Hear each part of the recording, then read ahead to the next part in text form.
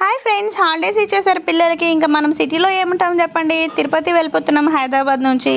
మా పిల్లలు అయితే బాగా ఎంజాయ్ చేస్తున్నారు. ఇక్కడ మా వారు రావట్లేదు అనమాట. నేను మా పిల్లలు మాత్రమే వెళ్తున్నాము. గొడవలు అప్పుడే స్టార్ట్ అయిపోయాయి ఇక్కడే. ఇంకా ఊరు వెళ్తే ఎలా ఉంటుందో వందే భారత్కి వెళ్తున్నాం అనమాట. సిట్టింగే 8 hours జర్నీ ఉంటుంది. 6:10కి అనమాట మాకు ట్రైన్. మేము 5కే వచ్చేసాము.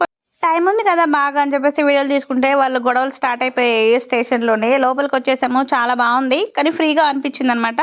ఇక్కడ ముందర టిఫిన్ తినడానికి ఇలా పిచ్చారనమాట. కింద లెగ్స్ పెట్టుకోవడానికి స్టాండ్ లాగా ఇచ్చారు. నేను లెగ్స్ పెట్టుకోరా, స్లిప్పర్స్ కాదంటే వాడు స్లిప్పర్స్ పెట్టేసి ఎంజాయ్ చేస్తున్నాడు అనమాట. చాలా బాగా అనిపించింది. లోపల ఇలా కూర్చున్న తర్వాత పైన లగేజెస్ పెట్టేసాము. చాలా ఫ్రీగా ఉంది. మార్నింగ్ మేము టికెట్ బుక్ చేసుకున్నప్పుడే జాయింట్ మీల్ బుక్ చేసుకున్నాం అనమాట. రాగానే 2 బిస్కెట్స్ అలాగే మసాలా చాయ్ ఇచ్చారు. ఇది ఏదో చాక్లెట్ అని చెప్పేసి మా వాడు ఓపెన్ చేశాడు. ఒక పుల్ల కూడా ఇచ్చారనమాట. వేడి వాటర్లో ఈ పౌడర్ వేసుకొని కలుపుకుంటే కాఫీ అయిపోతుంది. మేము ఆ కాఫీ తాగిన తర్వాత టిఫిన్ తిందామని చెప్పేసి వెంటనే ఇచ్చేసారు. 8:30కి అట్లా టిఫిన్ ఇచ్చేసారు. తిందాం అనేసి అనుకుంటే ఈ చాయ్ తాగిన తర్వాత కడుపులో బాగా తిప్పేసింది అనమాట. కొంచెం పెయిన్ వచ్చింది. నాకు అలవాట్లేదు పరగడుపున కాఫీలు టీలు తాగడము. కానీ ఇక్కడ ఇచ్చారు కదా అని చెప్పేసి తింటే బాగా డిస్టర్బ్ చేసింది నా స్టమక్ని. కానీ బిస్కెట్ బాగానే ఉంది కానీ చాయ్ పెద్దగా అనిపించలేదు నాకు. షుగర్ తక్కువ ఉంది. మా పాప పడుకునేసింది. ఇంకా లేసేదాకా ఎందుకు లేనేసి నేను తినేసా, మా బాబు తినేసాడనమాట. బిస్కెట్ బాగానే ఉంది, ఓకే. చాయ్ కూడా తాగే వాళ్ళు తాగుతారు కానీ మాకు ఇచ్చిందే అలా ఉందా ఏమో నాకు తెలీదు. మళ్ళీ టిఫిన్ ఇచ్చారనమాట. ఉప్మా, చట్నీ, ఇంకా కేక్ ఒకటి ఇచ్చారు. వైప్స్ ఇచ్చారనమాట, వెట్ వైప్స్. ఇక్కడ ఉప్మా తిందాము అని చెప్పేసి కొంచెం పాయసం కూడా కొంచెం గట్టిగా చేసి ఇచ్చారనమాట. పాయసం బాగానే ఉంది. ఉప్మా కొంచెం ఉప్పు తక్కువ ఉంది కానీ అది చట్నీ అయితే పాడైపోయింది. అస్సలు తినలేదనమాట. అలాగే పారేసాము. ఇంకా వాళ్ళు ఏమడుగుతాం చెప్పండి. బుక్ చేసుకున్న తర్వాత మధ్యాహ్నం మీల్స్ ఇచ్చారనమాట. జీరా రైసు, ఎగ్ కర్రీ అస్సలు బాగాలేదు. దాంట్లో బటానీ వేసి ఇచ్చారు.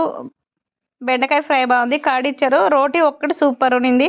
ఇంకా పప్పు బాగానే ఉన్నింది. వాళ్ళు అస్సలు తినలేదు. రోటీ ఒక్కొక్కటి తినేసి ఆపేశారు. అది ఐస్ క్రీమ్ అమ్మని చెప్పేసి కర్డ్ని తినేదానికి చూశారు. అది కర్డ్ నన్ను అంటే మళ్ళీ లాస్ట్లో ఐస్ క్రీమ్ ఇచ్చారు. బాగానే ఉన్నింది.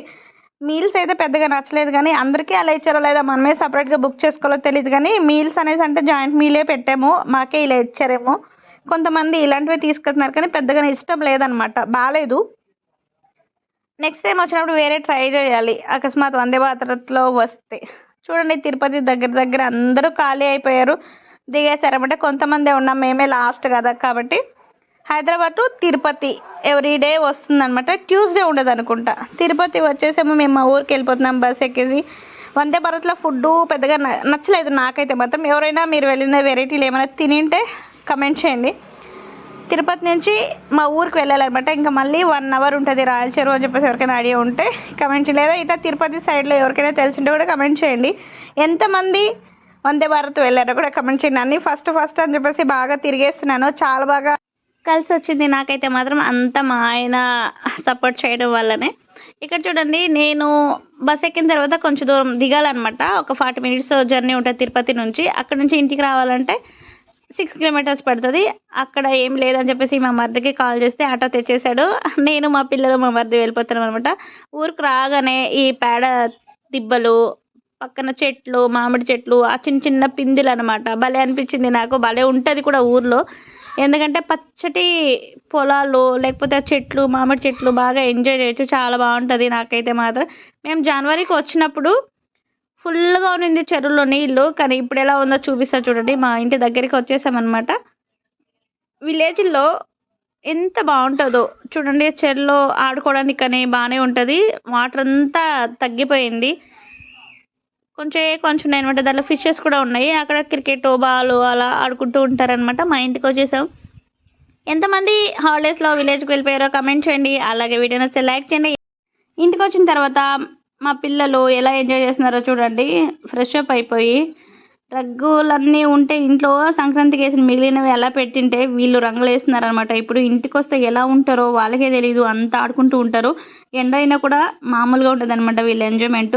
స్కూల్కి పోతే చదువు ఇల్లు అంతే ఉంటుంది సిటీలో. విలేజ్లో ఎంత బాగా ఎంజాయ్ చేస్తారో మీ పిల్లలు కూడా అలాగే ఎంజాయ్ చేస్తే కమెంట్ చేయండి. అలాగే సబ్స్క్రైబ్.